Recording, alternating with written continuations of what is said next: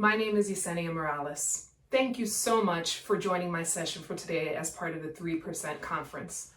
I remember just a little over 2 years ago, it was the first time that I personally had attended the session in Chicago. And I was so inspired by everyone's story, journey, and what took them to the place of where they were in their career at that point in time. And so for me, it's such an honor and a privilege to be a part of this session now in 2021. So thank you again for joining. In today's session, we're going to be speaking about Latinas in tech and how to create your own lane. I myself am of Latina descent. I am Puerto Rican.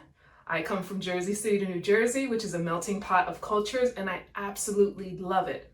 But the reality is, there's not a lot of people that look like me in the tech space in corporate America. And I want to share with you some of the tips and tricks that I've learned along the way to help you build your own journey. I'll start first with giving you just a bit of a background on my experience, how I started my journey, where I come from, and how I've gotten to where I am today. I started my journey back at Rutgers University, studying communication and economics. Loved it. RU, rah, New Brunswick, New Jersey. Had an amazing time, and then transitioned over to the advertising agency space, where I started off as a media coordinator. As you can imagine, at that point in time, I was faxing IOs and, really engaging with people in a traditional way versus what it is today. And at that time was when I realized that this was a space that was meant for me. I realized that getting into the technology and the media side of the business was something that was just gratifying to me. And so it sparked an interest in me that I knew was going to last me a long time. And so in kind of continuing through that journey, I transitioned over to the client side of the business, where I truly worked for a tech-first business. And at the time, I was managing their global marketing campaigns from soup to nuts. And it was a great time. I learned a lot about the business, just generally speaking. I learned a lot about how to do it in a global context. And for those of you who are in roles that are global, I'm sure you can relate. Things don't translate the same way that they do across borders, and it's important to keep that in mind as you start to develop these type of campaigns. And so for me, at that moment, I knew I needed to continue on, and so I decided to pursue my MBA in marketing. And it was tough. I mean, at the end of the day, I was working full-time, I was a student full-time, I was still a sister, an aunt, a fiance at the time. And it was something that was, a hard journey. I won't deny that. But I knew it was something that I wanted to do. And so fast forward to some of my more recent roles, I got into the ad tech side of the business. And if you guys are not familiar, it's essentially you interact with ad tech every single day and you don't even realize it. If you're on social media, if you are reading emails, if you are engaging with any, billboards that you see outside, guess what? You've been a part of that journey. And so being on the back end of it has been something that, again, has been truly inspiring and interesting to see from what it was when I started my journey over 16 years ago. And so more recently, I actually just joined Samsung Electronics, specifically Samsung Ads, being a marketing integrated lead for North America. And I love this journey. It's been great to be a part of such an innovative company on the cusp of what's coming down the pike for, the next 5-10 years. And it's truly inspiring to see, because not only am I a consumer, but now being on the employee side of the business is what's really made me understand what it is, how much technology underpins all of that. And so for me, I'm going to start first with you guys on what do we need to do first to get that journey started. For me, it's really about curiosity. The reason why I got so involved in this tech space was because I was curious. At the time, I was in the beeper phase. I don't want to date myself, but that's the reality of it, right? And the transition in technology and just the digital ecosystem is what really wanted me to be a part of it. I knew it was going to be here to stay, and the reality is it's going to be here for a very, very long time. So the curiosity for me was always to be eager to learn. There was not a moment in time in my career where I was stagnant. Whether it is asking, someone to teach me some of the skills that they're aware of, or taking certifications, watching videos or tutorials online. I think that spark of always wanting to learn more is what's really given me success in this space. And I suggest you do the same. And so curiosity, I went into desire. For me, I knew coming from the inner city, I wanted to make sure that I had a life that was fulfilling and that was going to give me anything I've ever desired. And so I started to set myself up for a plan. I created a 5 and a 10-year plan on what I wanted to accomplish in those 5 and 10 years. Now, this can always be personalized and customized for you and your journey and what you think is best. But it's important that the underlying concept here is to have a plan. Have a desire to know what you're interested in. What are you good at? What's going to make you happy at the end of the day? That you don't feel that this is a job. You want it to be a career path for you. You want it to be something that's going to build you up as a person, as a professional. How do you get there? And so creating that plan for yourself and making sure you know what you want to do is super, super critical. So make sure you get that plan in place. Make sure you hold yourself accountable. So that's one of the most important pieces. If you put a plan in place and you're not holding yourself accountable, it's not really going to help you. Make sure you do so. And make sure, I think even as a suggestion would be to include others in that plan. Speak to someone about it, let them know what your thoughts are and get their feedback. It might not necessarily be something that you want to hear or may not agree with what you're thinking of, but having input is critically important because throughout the course of your journey, whether you are junior or mid or senior, you're always going to have input based on what you do. So it's important to start to get that rhythm going and how you want to get there. I'd follow that up with ambition. Now, I'll give you a story of my own. When it came to me and trying to essentially climb that corporate ladder and really excel in what I wanted to do, I knew I had to go against the grain in a lot of ways. Like I mentioned earlier, no one really looks like me in the tech space. And I don't blame any of the corporations that I've been a part of for that. But what I will say is that I wasn't waiting for that corporation or that manager of mine to give me that space. I created it on my own. So I used to speak to the senior executives. For me, I think there's always this misconception that, just because you're in a C-suite or in a senior level role, that you're unapproachable or that they can't, your employees can't speak to you. And my personal experience was, you almost can't get in where you don't fit in. So if you don't fit in, then there's not going to be an opportunity for you. And what I used to do was just, for me, build a personal relationship with some of those senior executives.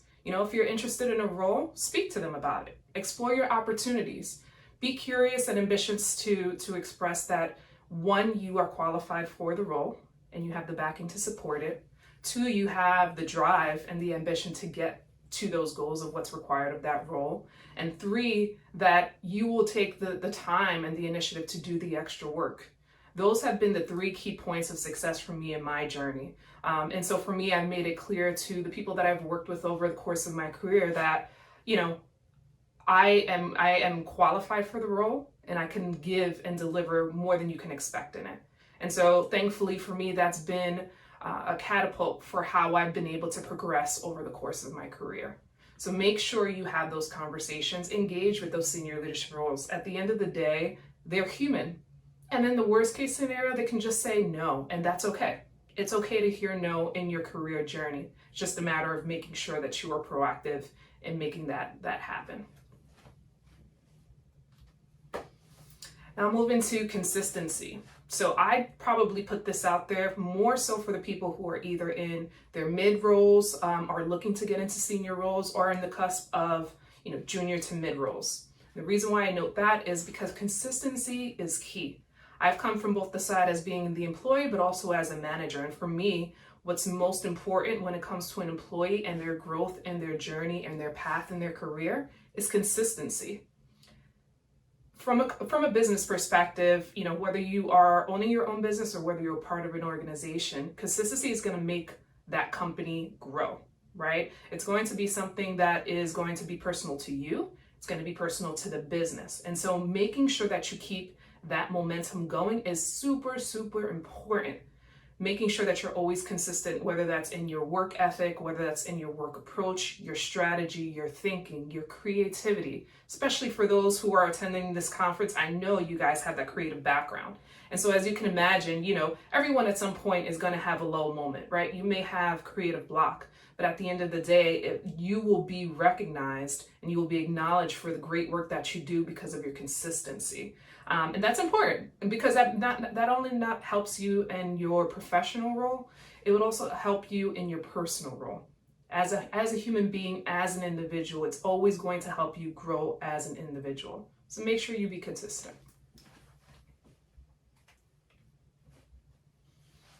Gratification. So for me, when I think about the career journey, everyone has a different swim lane. Everyone has a different path for what they deem as being successful. And that's perfectly fine. For me personally, it's important that I have happiness and joy and drive in what I do. That's for me what's ultimately gratifying. And I think in the course of my career and in my journey, that's been hard to find. I would probably have to say at this moment in time, right now, 2021, this is where I've reached the pinnacle, the plateau of where I am in my career journey. I'm satisfied in every way possible. I'm challenged. I'm happy. I work with a great team. I work for a great organization. I've been able to accomplish a lot of the goals that I had set for myself back 10 years ago. And so for me, this is the moment. This is my moment. And I hope that each one of you watching this session also gets to that point. But it's really up to you to define what success is for you, what happiness looks like for you, and making sure you find that balance. It's at the end of the day, again, it's what's going to get you out of bed in the morning. It's what's going to drive you to want to do your job and to do your role every single day. So make sure you try to get to that point of equilibrium between gratification and happiness. And in summary, just kind of walking you through some of the key steps, right? We spoke about curiosity and the eagerness to learn and to grow and to build in your journey. It's super important. It's the foundation of how you'll develop as that professional and as that individual. So make sure you stay curious at all times. There's never a cap on how much you can learn. There's always room to continue. Also, the desire. Like I mentioned, desire is super important. It's the core of who you are. If you don't have the desire to be in the position that you're in at this point in your journey, it's going to be hard for you to excel. So whether that's in technology, whether that's in creative, whether that's from a marketing perspective, whatever swim lane works for you, make sure you have that desire, because that's what's going to take you in the long haul, in the long run. Ambition. For me, this is probably the most important piece of creating that own lane for you in your space. There's going to be so many opportunities for other people as well. But in order for you to create your own, you need to make sure that you're being ambitious. You have to make sure that you go above and beyond. You have to make sure that you insert yourself into opportunities even when there's not one there. I've never been a part of an organization, thankfully, who has pushed back on me expressing an idea, an opportunity, a thought to learn, to build, to grow, because at the end of the day, not only is that benefiting me, it's also benefiting that organization as well. So make sure you stay ambitious. And as you kind of continue on in that journey, understanding where you fit into the mold, think about that drive, think about that push, think about that long-term goal of planning and understanding where you fit into the molds. Again, Latinas do not work in tech. I'm a prime example of that. And I'd love to see more people of color, especially women of color, step into the space. It's a highly dominated male organization and role, but it's equally important to make sure that you're being proactive if you want to get into the space, because technology is here to stay. And last but not least, again, just having that gratification, being happy in your life. It's so important and it's so critical. It's what makes me feel whole at this point in my career. And I'm super, super hopeful that each and every one of you that are watching this video get to that point and feel the same as well. Thank you so much for listening to my session. I'm open to any questions that you may have. If you have any thoughts around how you want to get into the tech space, I'm happy to support. I'm part of a variety of mentorship programs. My true passion and to my core, and anyone who's worked with me knows this very well, I'm a huge advocate for DE&I. It's something that I advocate for in every single way that I can. I've done it for every other organization that I've been a part of, including with Samsung as well. So, anything I can do to help, I'm super eager and leaned in. You can always catch me on LinkedIn.